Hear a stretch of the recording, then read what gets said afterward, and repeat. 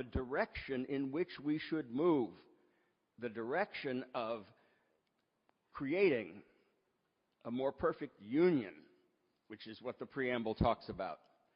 Because there was fear that the Articles of Confederation created too much centrifugal force. We were flying apart. We had succeeded in a revolution, but we really were not going to hold together unless we had a more central government. George Washington couldn't even raise money for the troops for the Continental Army without volunteers from the states.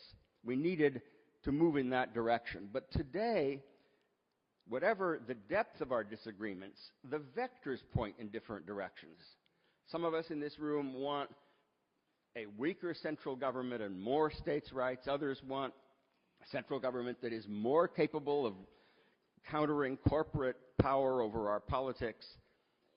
We don't even agree in what direction to go. And so I'm afraid that at this moment in our history, calling a convention a creature whose fundamental composition, whose DNA we barely understand, would not make a lot of sense, especially because I'm not ready to give up even on politics, believe it or not. But take the views of the Tea Party. It's been remarkably successful in moving the Republican Party in the direction that it likes, in moving the Republican caucus in a direction that takes more seriously the problems of national debt. Hasn't gotten rid of Obamacare, but I wouldn't be sure that it won't succeed in doing that. To say at this moment that politics is broken, we have to put the Constitution up for grabs in a new convention seems to me to be risking something that has stood us in enormously good stead over the course of 2 centuries, something that has been the model for the world. American exceptionalism is in large part the result of constitutional exceptionalism. Of course it has to adapt to changing times. I agree with Sandy Levinson that that was the greatest line in the greatest Supreme Court decision of all. A constitution that will endure for the ages.